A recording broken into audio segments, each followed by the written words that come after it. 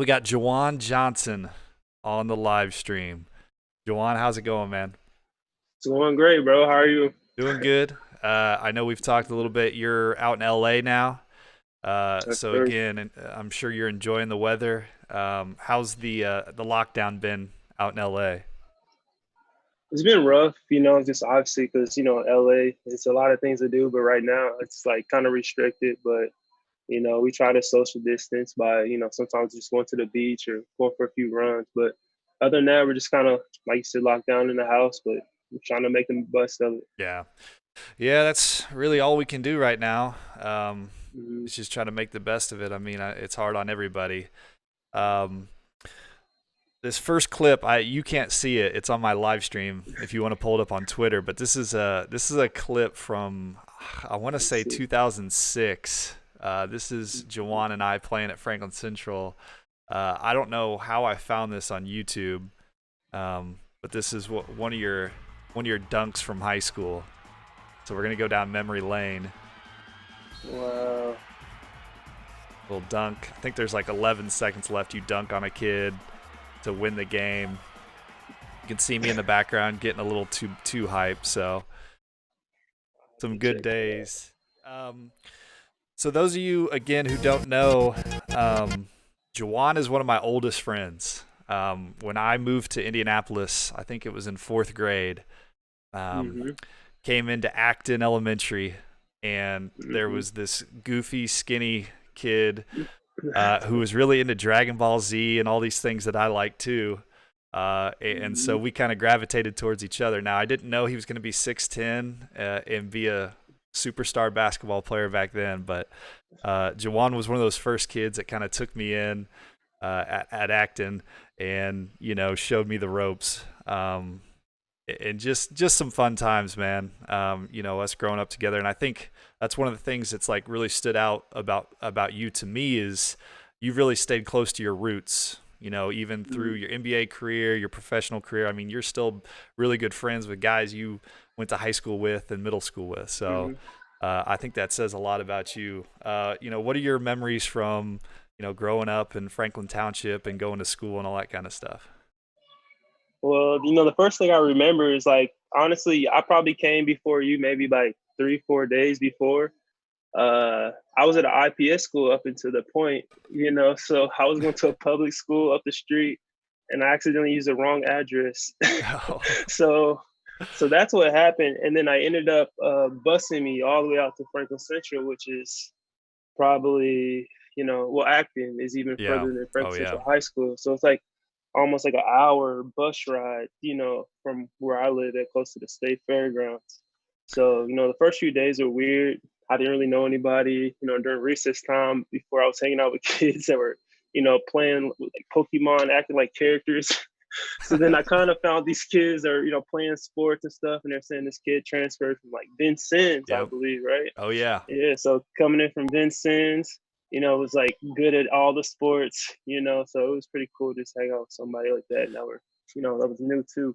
Yeah, I was actually worried. I was telling my wife this story. This is probably so far in your memory banks, you probably don't even remember this. But I thought we weren't going to be friends because I got you in trouble very early on in music class. Do you remember this story? You I just probably. feel like I was probably laughing or something, but I kind of vaguely remembered a little bit. Yeah. So I didn't expect you to remember it, but I just remember this vividly because it was one of our first couple weeks there together, and they used to make us play the recorders. You remember those little like flute Yeah, hot cross things? bun. Yeah. And it was test day, and I remember you hated it. You hated the recorders, and you were like, "I'm not testing. I don't care." And you didn't bring your recorder that day. And so I was making fun of you because I knew your name was coming up. She went in alphabetical order, and I'm like, Jawan, your name's coming up. Where's your recorder? And you turned to me, and you didn't hear her. She called your name out, and you said, "Shut up, you bleep." And you were saying it to me, and she thought you were saying it to her. She goes, Jajuan Johnson, get your butt out in the hallway. And I'm dying laughing. And the principal comes down, and they're all That's so screaming funny. at you. And I just remember you were so mad at me, but luckily we stayed friends. So, Long um, time still. That's so hilarious. we both played at Franklin Central. We both played for Mark James. And I know we have a lot of memories. Not to go down nostalgia lane, but what are your best memories playing at Franklin Central and playing for a coach like Mark James? Honestly, man, I feel like playing for Coach James was honestly probably the best thing for my career. Just from you know he taught me really the fundamentals of basketball. You know what I mean? I feel like with my God given abilities, it's like my athleticism, obviously my height, my length, with those fundamentals, man, it just made me a really good player. It had those those values to rely on when things got tough during games. I always knew had moves to go to. Yeah. To this day, I still remember every single post move Oh that yeah. Coach James taught me. Like one move, two move, Oh three yeah. move. It's like embedded in my brain still. Yep. So it's just kind of crazy, like how you still remember these things from fourth grade. Yeah, I mean, it's funny that you said that because now I can start to picture the post moves and the wing moves and all the hmm things that we had to do, and hmm and I think that's invaluable. Like you said, playing for a guy like that, it sometimes sucks when you're in the moment and you're under these strict rules and hmm this discipline, but then when you become like me as a coach and now you as a hmm professional player for all these years, you start to realize there was a rhyme and a Yeah. reason to what we were doing, and he knew what he was doing. Somebody asked me the other day about you. I can't go anywhere without getting asked about you. It's No, just that's gonna fine. it's gonna go with me for life. But somebody was asking about you in seventh grade, in eighth grade, hmm because there's a story that Coach James wouldn't let them cut you. And I said that's so Oh yeah, true. yeah. In seventh and hmm eighth grade, you weren't the most talented kid, but for some reason Coach James saw, you got some hmm potential, you got some length to you. I'm sure he didn't think you were going to be 6'10", 6'11", but he wouldn't hmm let him cut you. And I think that really paid off and was a huge deal. So hmm my next question, everybody kind of knows your story. It's pretty well documented, this idea that, you weren't that great in middle school hmm and you developed. So my question is, when did you know, okay, I've made it? Or when did that moment hit you where you're like, okay, I'm good now. Um, I'm no longer that kid, that frail kid that's not a good basketball player. Now I know I can play. When was that moment? I would say probably once I start playing AAU with you. I feel like uh, you guys are obviously a really good AAU team. And the top players in Indiana. So I figured, if I could just, at first I was just going just to hang out, just to practice with you guys. I remember, and then Coach Mullins, he asked me to, to be on the team. So I was like happy just to have the opportunity to be able to, practice against the top level guys in the states. But once I feel like I started playing with you guys, I think my confidence really rose, and yeah, I think that was probably the key point where I definitely could make a good career out of playing basketball. Yeah, I can remember. I believe that was around our sophomore year of high school hmm when you joined, and we were a pretty talented AAU team. I mean, if you Yeah. go through the names, I mean, Matt Howard, Zach Hahn both played at Butler. Ben Botts, who played at hmm IPFW. We Nate Blank. Uh, I Big Ben. Sterling, Hedrick. Like, I mean, you can go through. Kent Sterling told me he's still mad that you didn't go to Cathedral. He was trying to recruit you to go to Cathedral, and He was. He was. luckily, He was. luckily we were able to keep you at Franklin Central. I wasn't letting you get out once you started playing.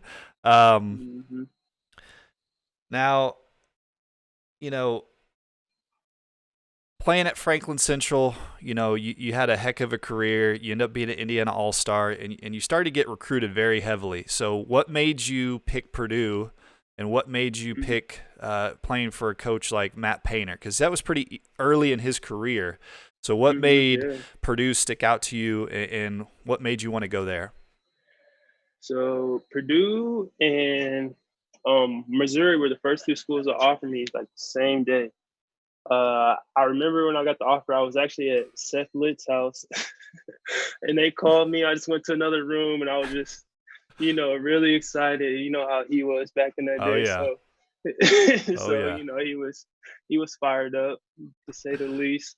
But I think just having that relationship, early on as a sophomore and still while I was developing as a player, and those guys had so much interest in me, so early, really played a part of it. Also, being able to stay home in state and having my family and friends was probably like a big decision in it as well. Though. Yeah, and obviously probably playing with some other really talented guys. I mean that Definitely, recruiting class with Etwan and Hummel and hmm Martin. I mean that was a pretty talented class going in, and really helped set a good foundation for Purdue.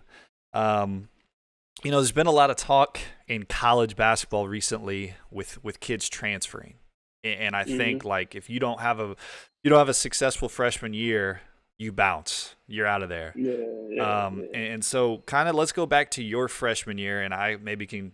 Nobody cares about my freshman year, but I can talk a little bit about it. You know, we were both in a similar situation. We came from a school where we were the most talented kids. We were both, hmm pretty decorated, and then we go into a situation where we're not playing very much as a freshman. hmm I even though you were pretty highly recruited, you didn't get all these Yeah, crazy yeah. playing time, and you weren't averaging 20 minutes. So maybe talk a little bit. What was your freshman year like at Purdue, and how do you think that shaped you for the rest of your career? Sorry, it's kind of loud. Oh, it's all But right. no, it was very difficult. I think the biggest thing that I kind of always relied on through my career was I always kind of looked at the people that had more success, than me early on, and I kind of tried to push myself to, get towards, closer to their level. It was you all the way up until high school, till our senior year in high school. College always had guys like Robin Etwine, next to me to kind of, push me when things got hard. I knew I had two, three other guys really next to me that are going through the same thing, felt the same emotions. They're all highly recruited. And early on, those guys had a lot more success than I did early on in my college career. So it kind of really just, motivated me even more to just, push me to become a better player. And then, like guys always used to say at Purdue, when I was a freshman, the thing that stuck in my head is they were just like, if you can make it through Purdue, you can make it anywhere. And to this Yeah. day, playing at Franklin Central and at Purdue, I think that just laid a great foundation, for the rest of my career. Because honestly, I haven't been in any tougher situations than playing at Purdue. So it's been true to this day. Yeah. Yeah, and I think that's an important, idea is that it's not always glorious and glamorous when you go hmm into a situation. You came out and you had to earn your respect and earn your playing time at Purdue. You weren't just given anything, and you probably had some talented guys in front of you, that were juniors and seniors, and they're fighting for playing time too. I was behind George Hill.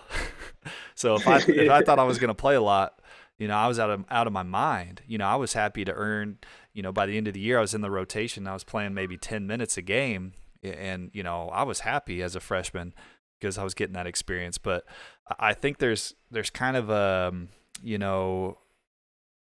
it's starting to get where kids just transfer. They just bolt if things aren't going their way, and they're thinking about instituting a new rule where you can transfer at any time with no consequence. You're not sitting out.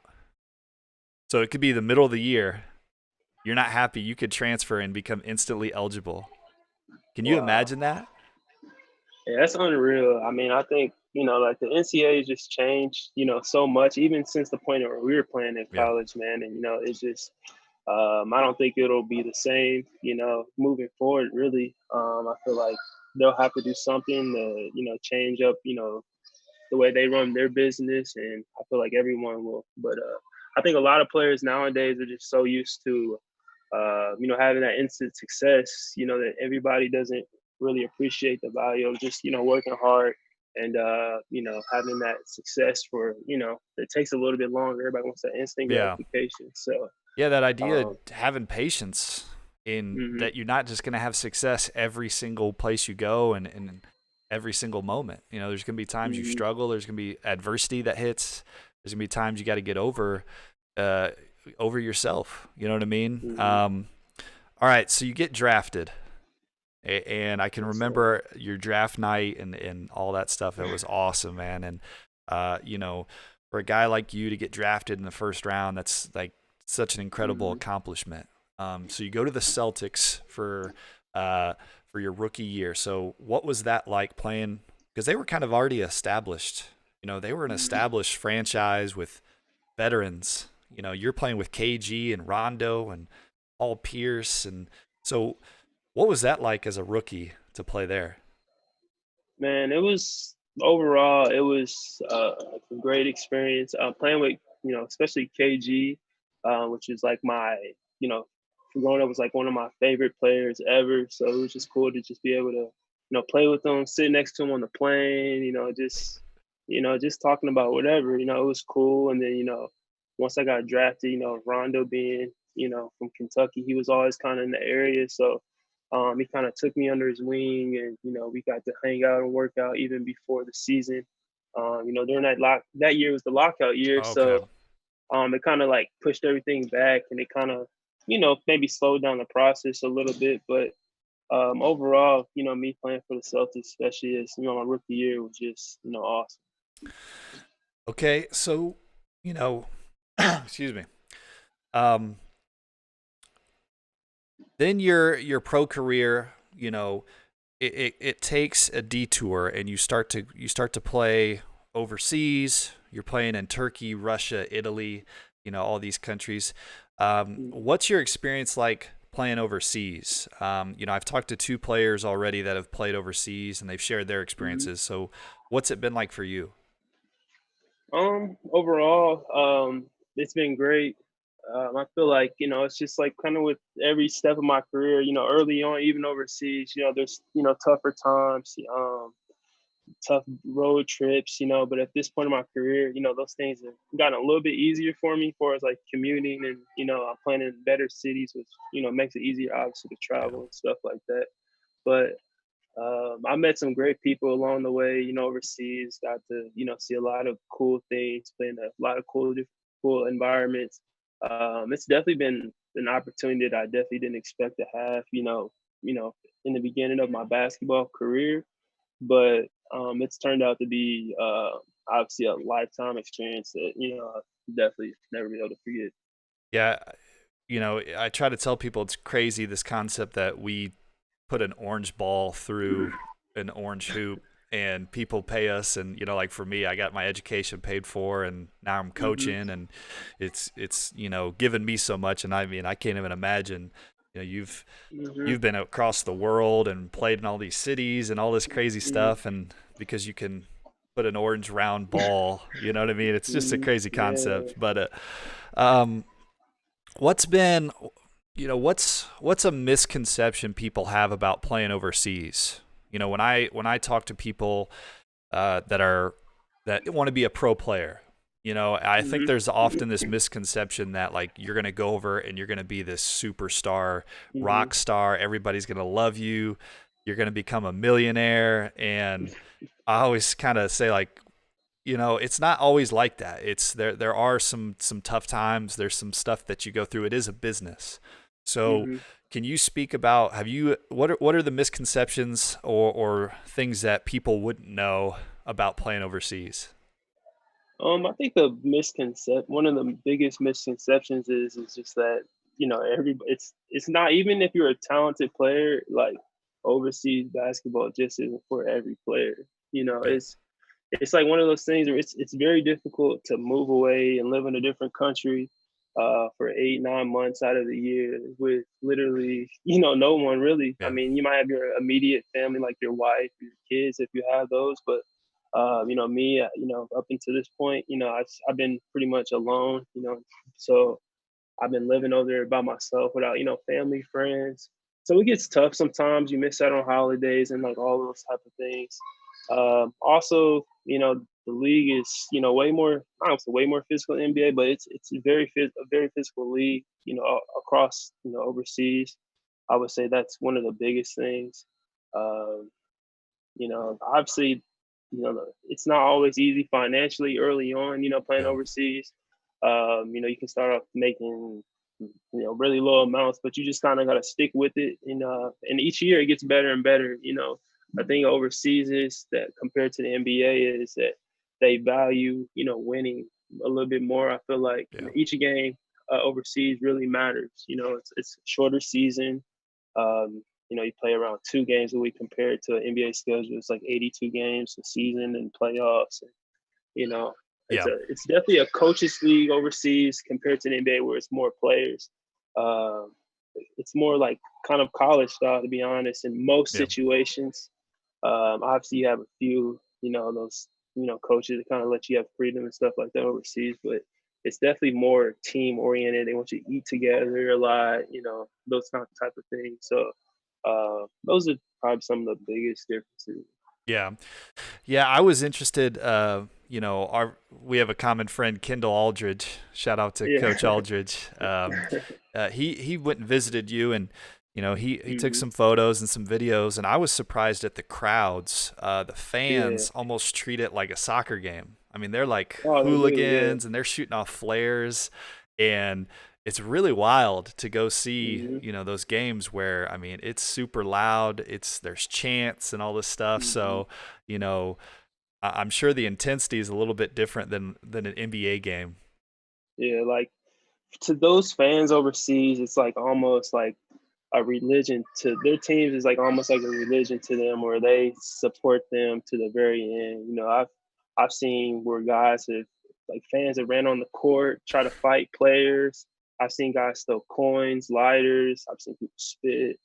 I've seen, a lot of crazy My like gosh. players in the on the court. It's crazy. Like I've seen pretty much everything you can see overseas.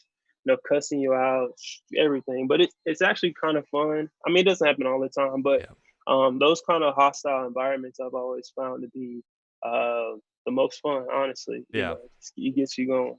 Oh yeah. I mean, I'm sure that raises the level of intensity that, if you go up Yeah. for a layup, you might have a lighter or battery fly by your head. Oh Yeah, my it definitely gosh. does. It's cool.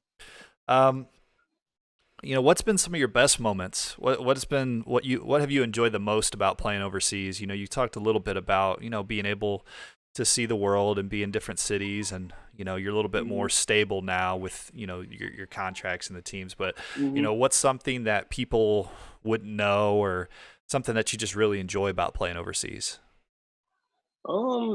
Actually, I do enjoy sometimes just being alone, being away. You know, back at home, it's like things are going so fast, a lot more responsibilities. It's kind of good to just, in a Yeah. way, kind of disconnect, and just kind of focus in on just that one thing. Yeah. You got guys like me Um, asking to hang out and asking for a handout. no, I love, come and stop by all the time, kicking it with you, bro. So, but no, man, it's just to be able to disconnect. Obviously, on the off days, I love to just walk around the city, try different restaurants, uh, different things like that. Travel, if we have enough days off, I like to go to different countries. So What's I try what's to been your do that at favorite least. what's been your favorite country to visit? Like, where do you want to go, or what's a place you love going to? Uh, every year, I used to always try to go to Barcelona. I used to love going there. Uh, I've been to Dubai out there in London, from Paris, France, uh, quite a few places. Obviously, when we play against these teams in different cities as well, I get to, sometimes stop by, see a few sites here and there. But I enjoy. Oh yeah, also Milan, Italy Yeah. used to be one of my favorite places. Especially when I was younger. So What's the worst places? Like, where if I'm going to Europe, I should avoid at all costs. Like, don't go there. honestly, I've had my worst experiences probably when I lived in Russia. Uh, Really? Probably yeah, five, no, 4 or 5 years ago. I was playing there. I got signed a contract, and actually I was playing really good. Probably one of my best seasons over in Europe. Almost close to a double double. I got to about let me see, around January. I was like hit on my age. I was like, man, I don't know if I can stay here much longer. So we ended up working out a deal where uh, my owners from my team in Russia actually owned another team in Italy. So pretty much I was fortunate enough to just, Just like in a way, a kind of, trade? pretty much like a trade, you know. So it was actually some other issues with that team in Russia anyway, but it ended up working out. But I always had the least amount of fun living in Russia. I think maybe because it's just so cold, and I think it just kind of it rubs off on the people, honestly. You know, just Yeah, that whole dark, gloomy. You know, they're just so monotone out there. So it's just not a good environment, really. it's probably why they drink so much vodka out there. This is just to Got deal to with deal with the the. pain some kind of way. All right, what do you want to do? Obviously, you can't play basketball forever. hmm You know, we're in our 30s now. You know, I just had a We are. kid. You're getting ready to get married. What's your hmm plans after basketball? What's life look like for you once your career's done? You know, right now I really am starting to like really gravitate towards, like real estate. I have a few properties at home, a few some land, in Indiana as well. So I really enjoy those type of things. So obviously do something with that and still want to plan. Hopefully in the next, 4 or 5 years I can, figure out something else that really, piques my interest and something that Yeah. I really enjoy doing as much as that. You're not going to pull a Tom Brady, try to play till you're 45. Overseas, no. Yeah. It'd be different if I was living in the States, but Yeah. overseas, I'm thinking, I could definitely go for another 5, 6 years for Yeah. sure.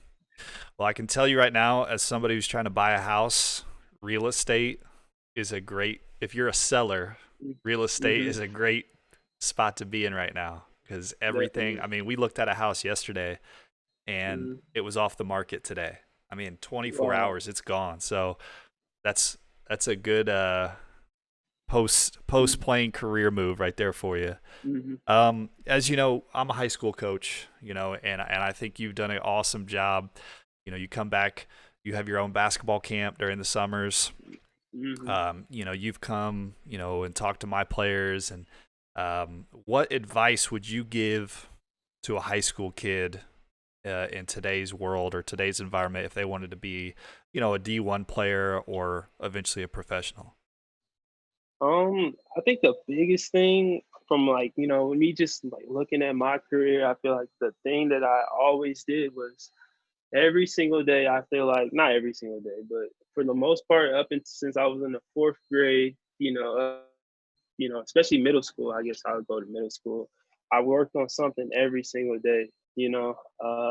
I think it doesn't have to be a lot, you know what I mean? I feel like sometimes they get into this mindset where you just have to do everything, you know what Yeah, I mean? But I feel like just having a consistent, solid routine will really take you really, really far. I think yeah, that's one of the biggest things. Kids that, kind of just jump the one thing to the next every single day, yeah. So I think just being consistent, Uh, and adding different things each year will help. Yeah, no, that's great advice. And I do see that, at the high school level is that idea that they want to be great overnight. They think, Mm-hmm. if I do this one workout and I do 17 different things and I'm doing, double step backs like Harden, then I'm going to be Yeah. Harden. And I think you hit the nail on the head when you just got to get 1% better every day. You got to try to get, Mm-hmm. evolve your game. And Yeah. it takes time. It's a process. I hate to use that cliche of trust the process, but Mm-hmm. there's so much truth in that and that idea that you got to get better. You just have Mm-hmm. to, and sometimes that's boring. I think. It's very boring. I remember Coach James. I feel like I shot like a million hook Oh my shots in my gosh. time playing with Franklin Central, but I feel like I could shoot hook shots better back then, honestly. But from like damn near the free throw line, Yeah. Now I like it can was just so remember. much that I did I with mean, I can them. It's remember you crazy. guys upstairs in that upstairs gym at Franklin hmm Central. Just, I mean, relentlessly over and over until hmm you perfected that hook shot. And people, Yeah. people made fun of you and were like, "Oh, he's shooting a hook shot," but how do you stop it when a 6'10" kid, turns and does a hook shot? Yeah. And it became a great move for you, and it was something that you just hmm kept working on, kept working on. Yeah, at first it looked real hmm ugly, and it was, you're clanking it off the backboard, and I'm hmm sure you missed 1,000 before you got really good at it. Was that? You remember the shot doctor? Yeah. So, for those of you Yeah. who don't know, Jajuan worked with this guy as a shot doctor. So Coach James brings in this like guru. I mean, I don't know who this guy was. I can't remember, but he worked on Jajuan's Yeah. shot, and I mean, every day was working with his on his form, and he was showing him pictures of Larry Bird and Michael Jordan, and yeah, the Mhm. shot doctor. That's what we used to call him. And just, Mhm. oh my God, he used to yell at you and just get on you. Oh my gosh. All right. This has been a question I've been asking all the players. Who are the toughest guys that you've ever had to guard or play against? High school, Greg Oden for sure. College, I would say like Blake Griffin was tough. Seemed to be it Yeah. was always like a tough matchup. Guard wise, Evan Turner was just tough. Um, even guys like Kalen Lucas, Nolan Smith, those are some, Yeah. tough guards as well. Yeah. I can remember, people don't realize like when we played Lawrence North, not only did they have Greg Oden, they had Mike Conley, Mike Conley, yeah. and so it's like pick your poison. I'm out there trying to guard Mike Conley, and he's going around me like I'm not even there. And then, what do you do? Do you help off Greg Oden, or, let him Yeah. get a layup? And just I can remember trying to guard George Hill Mm-hmm. first day of practice, and he did a drop step and went up and tried to dunk on me, and I fouled him, luckily. And I was like, oh, Mm-hmm. okay, it's like this now. These are the guys I got to try to guard. So I mean, some people don't realize like how talented NBA guys are. You talked about Definitely. Hashim Thabit. Like, I I don't think he's in the NBA anymore, or No. he's had, and he was incredible in college. Some of Mm-hmm. these guys, it's like they're role players in the NBA, but they're Yeah, so yeah. good. That just Um, shows you the level of NBA. Yeah. yeah. All right, we'll get to our last segment, and then I'll let you go, man. I Oh, that's appreciate all you. good. This is rapid fire questions, so I'm gonna All ask you right. just some 10 questions. First thing that comes to your mind is your answer. Okay, you ready? Yeah. Best place to eat overseas? Uh, Austria La Vignetta. It's someplace in Italy. Sorry. I'm sure you pronounced that perfectly. Yeah, not Um, really, but I tried. all right, this is a personal question, so you don't have to answer if you don't want It's to. all good. Have you ever been dunked on? And if you have, who was it and where did it happen? Man, Greg Oden, college. I'm not college, but high school. It's happened probably like honestly like a couple handful of times just throughout the way for sure. Yeah, I feel like a shot blocker. If you're at the Yeah, yeah, rim, it's just gonna happen. The yeah. It the just more basketball you play, you're gonna run into some guys that can just catch you leap. off guard. Yeah. Yeah, for sure. What's your favorite hobby outside of basketball? Listen to music. Okay, that kind of leads me to my next question. You're stuck on a desert island and you only get 3 albums or 3 artists, songs you can Uh, listen to. What three are okay. you keeping with you? So Kanye, uh, college, not a college drop, graduation. Uh, go with Jay Z, Black Album, and who else? It's got something Drake, I would say. Yeah, this is gonna make you feel old. I was talking to my class. I always try to bring up rap references, and I brought up Jay Uh-huh. Z. And I had kids this year that said they're like, "Who's Jay Z?" Like, I don't know who that Wow, is. I'm like, "You don't know who Jay Z is?" Or that's unreal I almost. said Lil Wayne, and they said, "Oh my gosh, you were so old." Like, Isn't that crazy? yeah. So that made me feel really old this year. That That Jay is. Z and Lil Wayne are old school. That Um, is funny. what player uh, from the past does your game most resemble? Sheesh. Uh, KG. I try to mimic a lot of stuff from his game. I would say. All right, this is a viewer question. We had this written in. All right. Has Kendall Aldridge ever beat you one on one? Never, never, There's gonna be some never debate in a about that. million. No debates at all. He's a fouler, though. I will say that Oh, he's he definitely likes to hack. he is a hacker.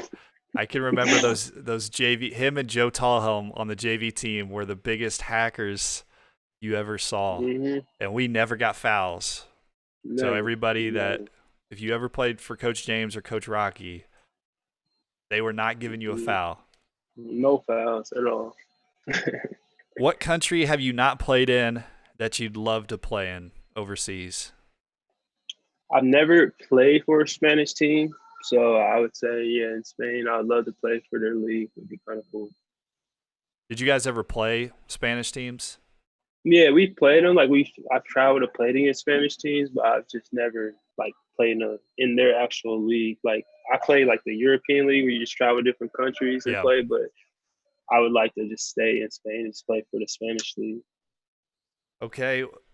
Obviously, on quarantine, we've all been just watching Netflix and Hulu. And hmm what's the best show or movie you've been watching on quarantine? What did we just finish up? I finished Power. I was like very behind on that. If I was waiting on my fiance to, watch it, and you know how that You never goes. go You have to ahead. wait to watch That's it a with death them. sentence. Yeah. You never go ahead. So yeah, we finally finished Power. Ozarks was great. Yeah. Uh, so that was probably like my favorite show that we finished during quarantine was Ozark. Um, what athlete or person inspires you? Doesn't have to be an athlete. Just who inspires you? My mom, honestly. Yeah, growing up, she worked at nights a lot of times. Like it was crazy. So I would definitely say my mom. She sacrificed a lot to, help me get to where I am today. Yeah, that's a great point. I was actually going to bring up your mom earlier, Yeah. just because I can remember, coming over to your house when we were in like hmm middle school and high school. Your mom was like baking cakes. I mean, she was doing this little Yeah, side yeah. hustles and making extra money. And I hmm think she's been such a good foundation for you, and she's really kept you level hmm headed. She was That, always yeah. super nice, and she was always on you about just keep working hard. And hmm I really think she's somebody that has been instrumental, obviously, in your career and your success and hmm your humbleness and all those things. Yeah. All right, if you could be last question, you could be a pro in another sport. What sport would you be a pro in? Be a pro in hmm, probably like baseball or football. Football, I used to enjoy playing football, but I would say baseball though too. Yeah, people don't know you were a hell of a D end on the middle school football team. I Man, I think needed you some did you work. play freshman year? Did you play No, I stopped once we stopped high got to. school? That's when I hit that growth spurt. I was like, I gotta chill Coach with the Scheib couldn't football. get you out there to play Nah, tight end or wide receiver. I Six grew like ten. 4 inches. Like one summer, Yep. I had to Yeah. regroup for a while. Yeah, that freshman sophomore year. I mean, you went from like 6'2" to 6'6", 6'7" over that Yeah, yeah. summer, and yeah, I think your football days were over after that. Um, hmm Trying to think anything else, man. So what's your season look like? So we talked about this a little bit earlier. That hmm have they canceled your season, or what hmm what are they doing with your Yeah. season? So before I left, that's when the COVID started getting kind of crazy back here. So I didn't want to get stuck overseas. Yeah. So I just talked to my agent. I thought it was just best to just head home. I just don't want to get stuck overseas. I'd rather be stuck here. Somewhere I'm more comfortable. But so we just I left. So I ended up missing like a month's salary. So we left 2 months early though, but they gave me 1 month, so I missed 1 month's salary. But I mean, obviously with these kind of times are kind of unprecedented. So you just kind of got to do what you got to do and just make the best of it.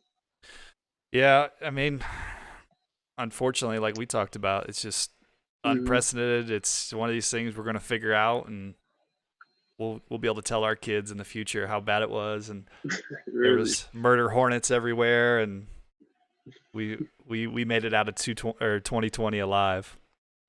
All right, man. survival. Well, I appreciate you joining me. Again, always good to talk to you. Glad you're doing well. You're staying safe. Finally got you a wife, Finally, fiance. yes, Um, sir. and we're super happy about your career, your success, and we wish you 5, 6, 7 more years, and just continue doing what you're doing, man. Appreciate you joining me. Appreciate you, bro. Anytime.